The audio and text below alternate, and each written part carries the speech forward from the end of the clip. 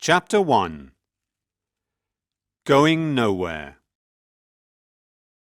Harminder looked at her watch and then at the traffic outside. The airport was 10 kilometers away and it was already 5:15 p.m. Isn't there a quicker way to get to the airport? My plane leaves in less than 2 hours, she asked the taxi driver. Are you going home for Christmas? He smiled. The taxi was full of decorations. There was green tinsel on the steering wheel and mistletoe under the mirror. Yes, said Harminder. But there was no Christmas spirit in her voice. Harminder looked out of the window, trying not to cry. She remembered the phone call from her mum earlier that day. She missed her parents so much. Their argument 4 years ago seemed stupid now. 30 minutes later, they arrived at Galway Airport.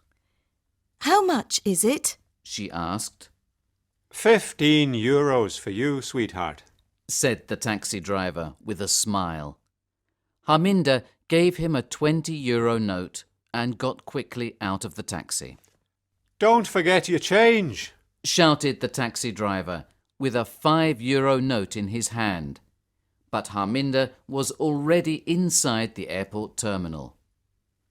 There were a lot of people, and Harminder pushed through the crowd to look at the screens for her flight. Cancelled?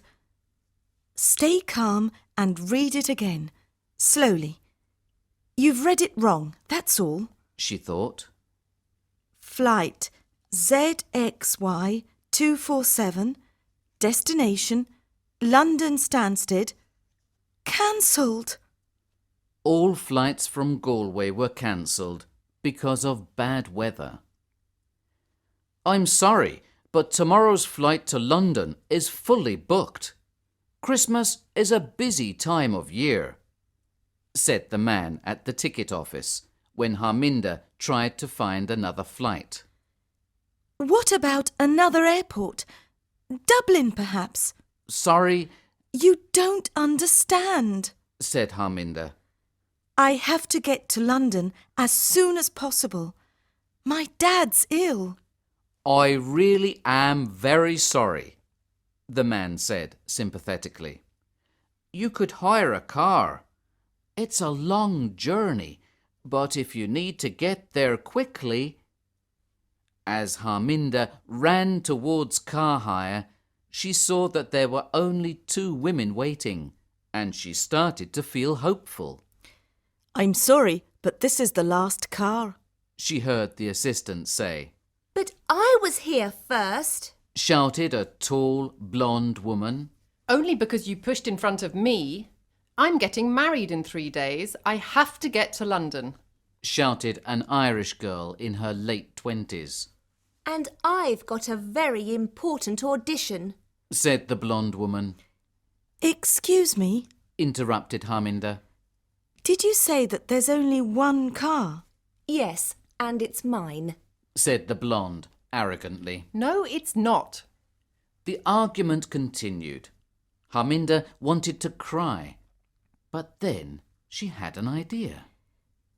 If you 2 are going to London, we can share the car. What do you think? We can share the driving and the cost. The 2 women looked at her in silence. They probably think I'm mad, thought Harminder. But that didn't worry her. The only thing that worried her was getting to London to see her family. Well, if you want to get to your audition, Harminder said to the blonde. And if you want to get married, she said to the other woman. Well, you've got no choice. Harminder was speaking angrily, and after a moment the 2 women reluctantly agreed. Mr. O'Flaherty will be pleased, thought Chrissy, the car hire assistant, as she showed the women their car. Cressy! Cressy! A man shouted, running towards them. It was very cold, but he was sweating, and his face was red and angry.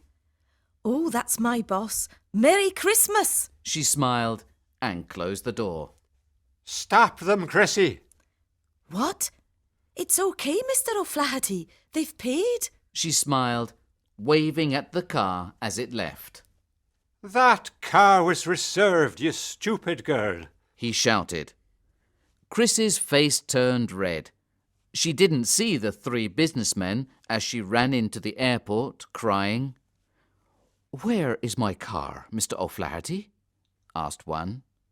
His voice was calm, but his grey eyes were dangerous. Colin O'Flaherty turned around nervously to talk to the three men, and he knew that he was in trouble. Big trouble.